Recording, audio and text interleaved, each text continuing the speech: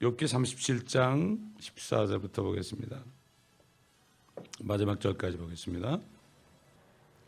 오 욥이여, 이것에 경청하고 가만히 서서 하나님의 경이로운 일들을 숙고하라. 하나님께서 언제 구름들을 배치하셨고 그의 구름의 빛을 빛나게 하셨는지 당신은 아느뇨?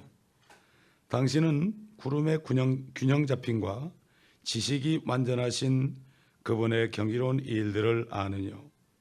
그분이 남풍으로 땅을 조용하게 하실 때 어떻게 당신의 옷이 따뜻해졌느뇨? 당신이 그분과 함께 단단하고 부어 만든 유리 같은 하늘을 폈느뇨? 우리가 그분께 말할 바를 가르치라. 이는 우리가 어둠으로 인하여 우리 말을 낼 수 없음이라. 내가 말하는 것이 그에게 고해질 수 있겠느뇨? 만일 사람이 말을 하게 되면 그 말이 반드시 그를 삼키리라. 이제 사람들이 구름 속에 있는 밝은 빛은 보지 못해도 바람이 지나가면서 그들을 깨끗게 하는도다. 아름다운 날씨가 북쪽에서 오나니 두려우신 위엄이 하나님께 있도다. 우리가 전능하신 분을 만진다 해도 그분을 알아낼 수가 없도다. 그분은 권세와 공의와 많은 정의에 있어도 탁월하시니 그가 괴롭히지 아니하시리라. 그러므로 사람들은 그분을 두려워하며 그는 마음이 현명하다고 하는 어떤 자도 존중하지 아니하신도다 하니라. 이렇게 엘리후는 하나님의 도구로 사역의 영인 성령의 도움을 통해서 이렇게 욥이 한 말을 다 들은 다음에 이렇게 욥에게 진리의 말씀을 증가하고 있습니다. 욥은 고작해야 땅에 있는 것만 보고 살았습니다. 또 위를 봐도 자기 위를 떠다니는 구름이나 태양이나 달이나 별이나 이 정도 보고 살았습니다. 그런데 엘리후는 성령 안에서 저 하늘 보좌에 있는 것까지도 수천억 광년 너머에 있는 것까지도 성령 안에서 이것을 지금 욥에게 전하고 있습니다. 한마디로 말한다면 하나님의 경이로운 일들을 전하고 있습니다. 소위 과학자들이 말하는 바 바닷물이 증발돼서 비가 내리고 구름이 됐다 비가 내리고 또 물이 얼으면 응집이 돼서 이렇게 단단한 고체가 되고 이런 얘기가 아니라 하나님의 경이로운 일들입니다. 세상 사람들을 참 하나님께서 악인이나 의인이나 다 비를 내려주십니다. 악인이나 의인이나 구름으로 덮어주십니다. 또 악인이나 의인이나 때로는 산들바람을 불게 하셔서 그들을 기쁘게 합니다. 그런데도 사람들은 이것을 모릅니다. 그리고 불평하고 원망하고 하나님의 경이로운 일들을 믿지 않고 말하지 않습니다. 그렇기 때문에 오늘날 소위 신학교에서 자격을 갖췄다 하는 사람들, 박사학위를 받았다 하는 사람들의 95% 이상이 결국 이 엘리후의 말을 믿지를 못합니다. 쉽게 얘기해서 창세기 9장 13절을 보게 되면 여러분 한번 찾아보세요. 9장 13절. 내가 구름 속에 내 무지개를 두노니 그것이 나와 땅과의 언약의 표가 되리라. 무지개를 뒀죠. 그런데도 무지개는 비가 오고 나면 습기가 차면은 태양광선이 이렇게 프리즘 현상을 통해서 7개의 색깔로 나타난다 이렇게 배웠죠 우리가. 그러나 그들은 그 무지개가 뜻하는 것이 에이 설마 그럴까 이렇게 얘기를 합니다. 이 구름에 대해서 고작 아는 것은 그저 비나 내려주는 그 정도로 알고 있다는 얘기예요. 뭐 과학자들이 그렇다면 뭐 이해할 수 있어요. 그러나 신학자들이 그렇게 얘기한다면 이거야말로 참 안타까운 얘기죠. 계시록 14장 14절을 보세요. 구름에 대해서 또 나오죠. 또 내가 쳐다보니 보라 흰 구름이라 그 구름 위에 인자와 같은 이가 앉았는데 그분의 머리에는 금 면류관을 썼고 손에는 예리한 낫을 가졌더라. 구름 위에 인자 같은 이가 앉아 있어요. 지금 우리가 보는 구름에 그 앉으면 어떻게 되겠어요? 뚝 떨어지죠. 구름이 다 같은 구름이 아닙니다. 에스겔서 1장 4절 어제 찾아봤죠 우리가? 에스겔 1장 4절에도 구름이 나오죠. 구름이 나옵니다. 내가 보았더니 보라 북쪽에서 회오리 바람과 큰 구름과 불덩어리가 나오는데 그 주위에 광채가 있으며 그 가운데 불 한가운데서 나온 것은 황갈색 같더라. 하늘구름입니다. 주님이 하늘구름을 타고 오신다고 그랬죠. 하늘구름. 예. 하늘구름은 우리가 보는 바닷물이 증발돼서 결국 만들어진 그런 구름과는 다른 것을 우리가 알아야 됩니다. 그리고 18절 보니까 당신이 그분과 함께 단단하고 부어 만든 유리 같은 하늘을 폈느냐 얼어 있다는 거지요. 38장 40절 나가보면 그런 말씀이 나오죠. 38장 욥기 38장 30절 보면 물이 돌로 된 것처럼 감추어졌고 기품의 표면은 얼어 있도다. 기품의 표면은 얼어 있도다. 그 기품이 뭡니까? 창세기 보게 되면은 1장 1절 3절 보세요. 기품 여러 번 배웠을 거예요. 이거 창세기 1장 2절만 보면 땅은 형체가 없고 공허하며 어두움이 기품의 표면에 있으며 하나님의 영은 물들의 표면에서 거니시더라. 기품, 저 하늘 위에 엄청난 높은 곳에 엄청난 물이 있다는 것을 알 수가 있고 이 기품은 지금 이 땅에 있는 오대양, 뭐 대서양이나 태평양 같은 그런 물과는 비교할 수 없죠. 마치 새가 목욕하는 목욕탕 정도밖에 안 되죠. 한 방울밖에 안 되죠. 그 정도입니다. 수정 같은 유리바다가 있다고 요한계시록에 4장 6절에도 나오고 15장 2절에도 나오죠. 우리 잘 아는 말씀이에요. 찾아봐 않겠습니다. 참 엄청난 높은 곳입니다. 엄청나게 높은 곳이죠. 이 지금 미국에 있는 우주센터에서는 이것을 알지 못해요. 알지 못하고 계속해서 우주왕복선 탐사선을 쏘아 올리는데 그거 가는 곳 해봐야 뭐 하나님 볼 때는 조금 밑에서 그냥 왔다 갔다 하는 거죠. 그런데 과학자들은 이거를 모르고 있습니다. 왜 그렇습니까?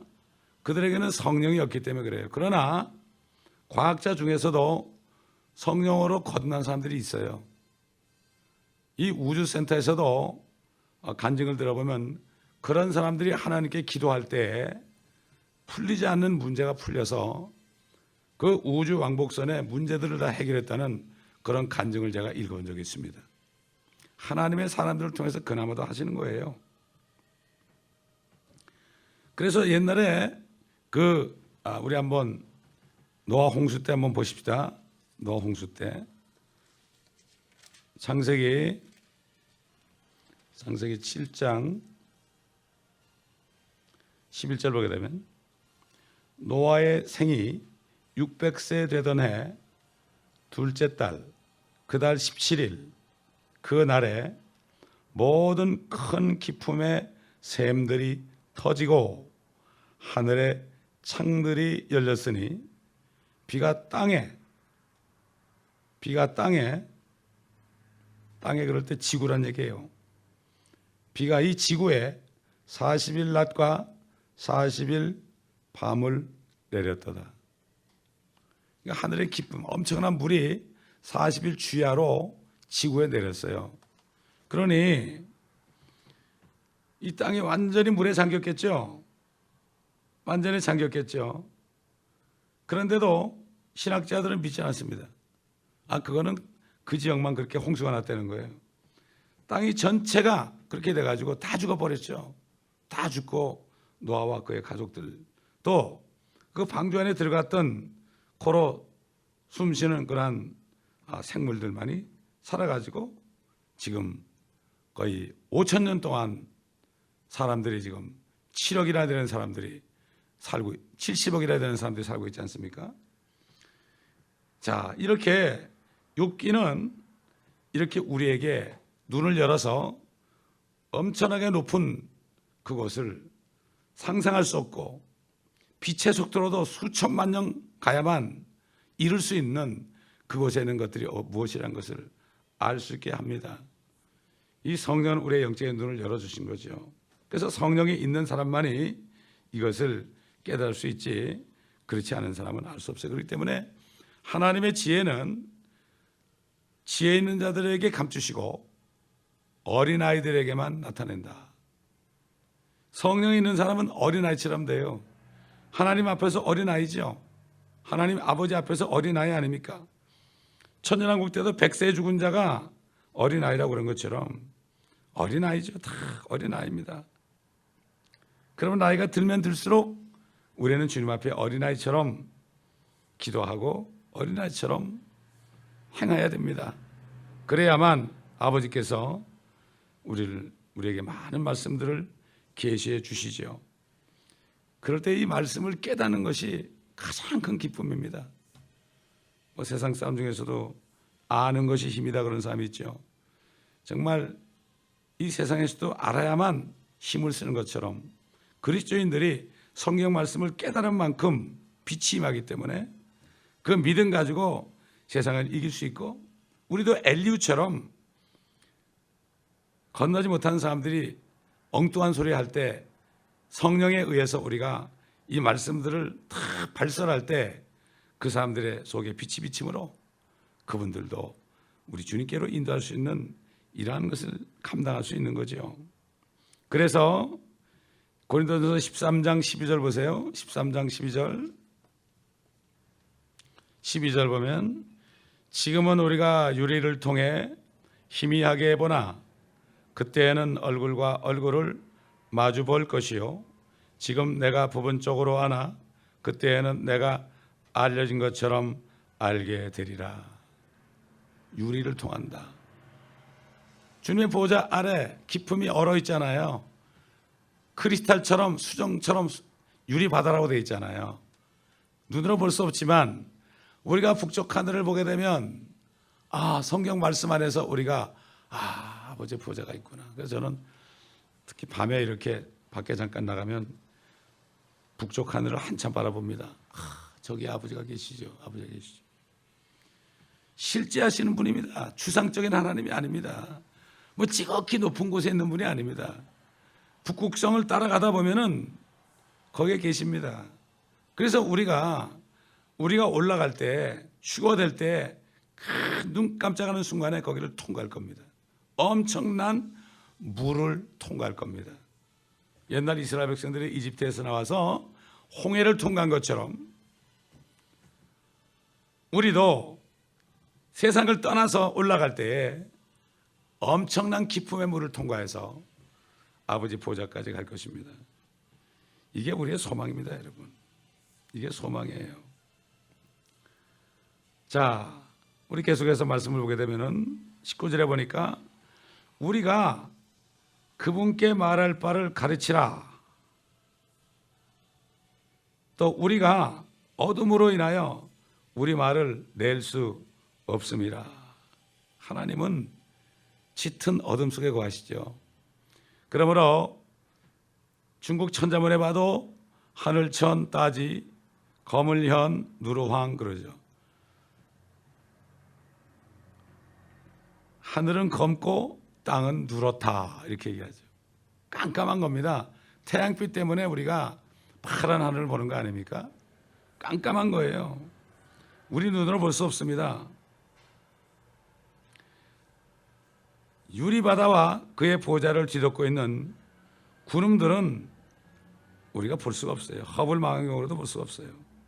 수천만 년 걸려야 레이더 전파가 도착할 수 있을 정도밖에 안 돼요.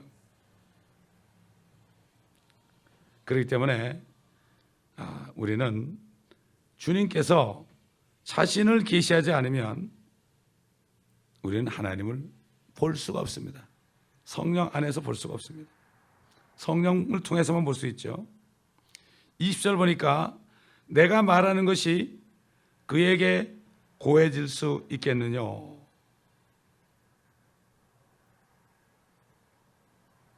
이게 무슨 말일까요?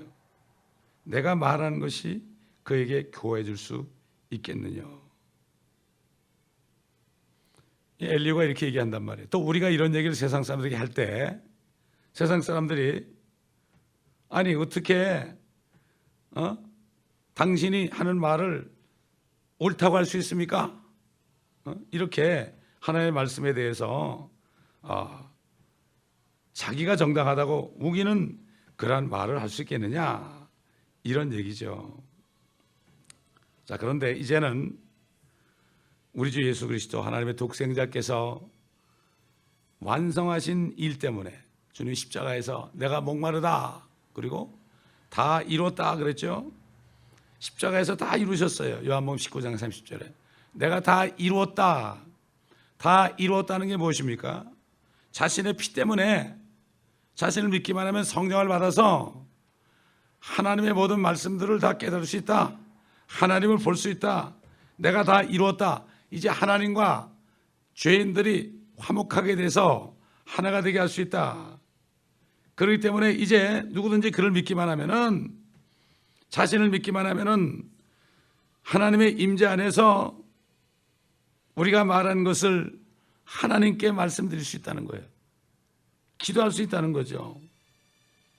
로마서 8장 26절 보세요. 그래서 이 말씀을 한 거예요. 사도 바울이. 이와 같이 성령께서도 우리의 연약함을 도우시나니 이는 우리가 마땅히 기도해야 할 것을 알지 못하나 성령께서 친히 말할 수 없는 신음으로 우리를 위하여 중보하시기 때문이라. 사실 우리가 어떨 때는 무슨 말 할지 모르죠. 그럴 때 자꾸 무슨 말 하려고 그러지 마세요. 주여. 사실 정말 우리가 어렵고 힘들 때는 말이죠. 이 말로 표현이 안 돼요. 주님을 부르세요. 그냥 주님, 아버지. 그러면 성령께서 우리를 위해서 아버지께 중보하신다고 그랬어요. 우리 주님 예수님께서도 하늘 보좌에서 대제사장이 되셔가지고 우리 위해서 중보하고 계시잖아요. 주님은 사실 지금도 괴로우십니다, 여러분. 고난받는 신부 때문에, 자신의 신부들 때문에 주님이 괴로우십니다. 그리스도의 성령을 통해서 그리스도의 마음을 받은 사람은, 생각을 가진 사람은 그 주님의 괴로움이 와서 전해져요, 여기에요. 그러기 때문에 신음하면서 자기도 모르게 이북에 있는 지하교회 성도에서 기도하게 되고 이슬람권에 있는 성도에서 기도하게 되고 공산권에 있는 수많은 감옥에 갇힌 사람들, 그런 사람을 위해서 기도가 나오게 되는 거예요. 이게 저절로 나와야 되는 거죠. 누가 하라니까 하는 게 아니라. 이게 중보기도입니다. 이게 진정한 중보기도예요. 주님의 아픔을 입으로 발설하는 거예요. 이게 주님의 중보기도가 우리를 통해서 이 땅에서 나타나는 거예요. 이게. 그래서 우리 기도를 들으시고 주님이 역사하시거든요. 그렇기 때문에 모든 교회는 하나이기 때문에 중국에 있는 교회나 지하교회나 이북에 있는 지하교회나 공산권에 있는 지하교회나 무슬림권에 있는 지하교회나 모두가 다 그리스도의 몸이기 때문에 그들의 고통이 우리 고통으로 느껴져야 돼요. 그래서 우리가 무릎을 꿇을 때, 기도할 때 성령께서 그렇게 인도하시는 거예요. 이게 진정한 중보기도입니다, 여러분. 성령이 말하심을 따라 말하는 거죠. 20절에 보니까 만일 사람이 말을 하게 되면 그 말이 반드시 그를 삼키리라. 무슨 말을 했는데 말이죠. 그 말이 자신을 삼켜버려요. 이게 무엇이겠어요? 자기가 한 말로 자신을 정죄한다는 얘기죠. 마태복음 12장 37절. 이게 다 연결이 됩니다. 이렇게 구약이 신약과 복음서 다 연결이 돼요. 마태복음 12장 37절, 36절부터 볼까요? 그러나 내가 너에게 말하노니 사람이 말하는 어떠한 비인 말이라도 심판날에는 그에 관하여 해명하게 되리라. 이는 네 말들로 인하여 네가 의롭게 되고 또 네 말들로 인하여 네가 정죄함을 받게 될 것이기 때문이라고 하시니라. 엘리야를 통해서 말씀하신 주님께서 또 사람에 대해서 가지고 동일한 말씀하시잖아요. 네가 한 말로 네가 정죄받는다. 이거 유대인들에 가는 얘기죠. 주님을 믿지 않는 사람, 백보자 심판됐을 사람들 사는 얘기죠. 자, 시편 21편 9절 보세요. 시편 21편 9절. 주께서 노하실 때 그들을 불타는 화덕같이 만드시리니 주께서 주의 진노로 그들을 삼키시며 그 불이 그들을 소멸하리라. 또 삼키신다 그랬어요. 죄인들을 삼키신다. 예레미야 51장 44절.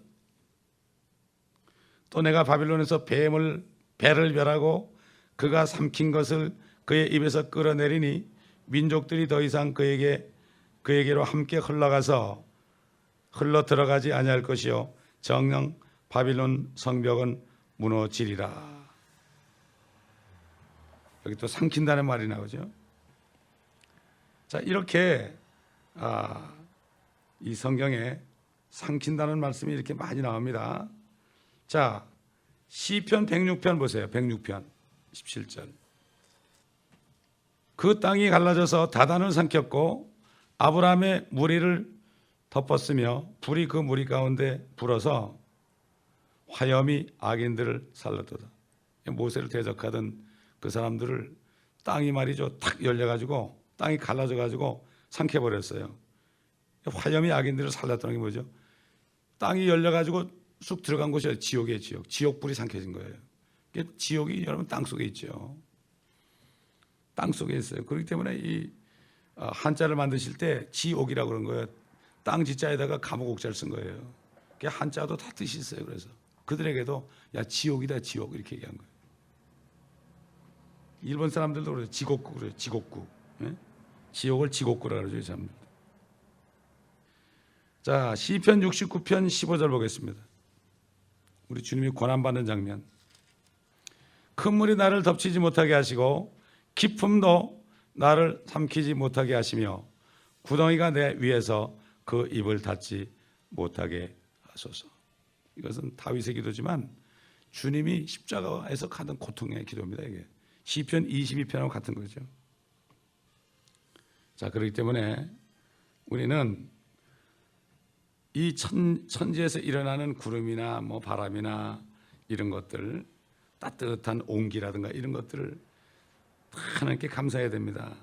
아름다운 날씨가 북쪽에서 오나니 22절 그랬죠. 무서운 위험이 하나님께 있도다. 무서운 위험이 하나님께 있다는 건 뭡니까? 심판을 얘기하는 거죠. 심판.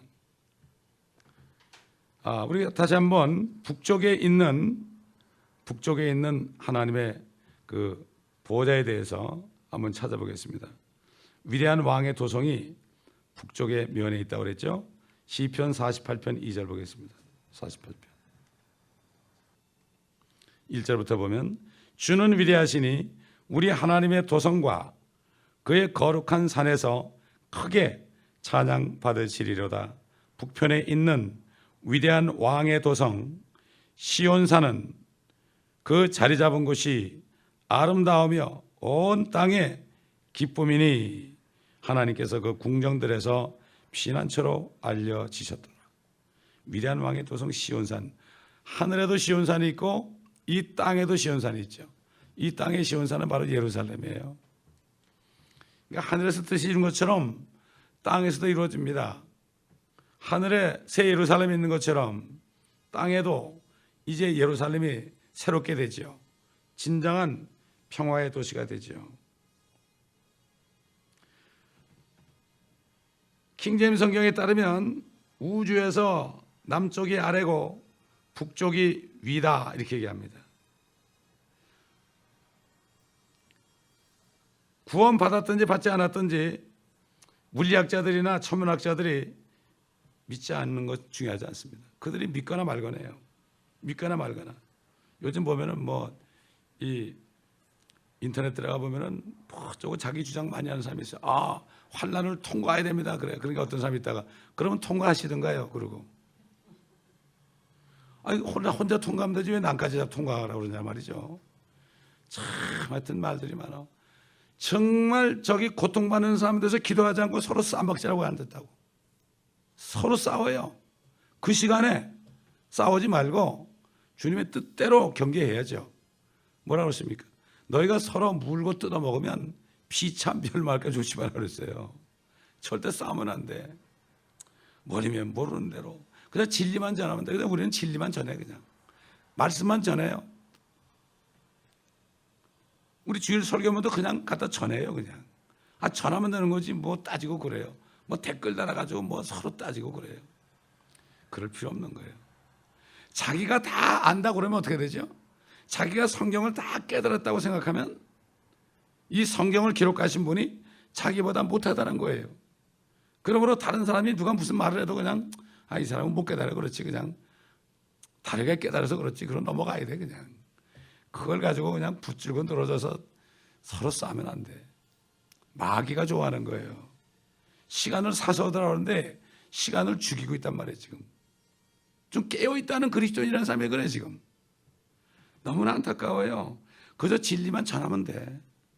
누가 뭐라고 그래도 할 수 없는 거지 뭐.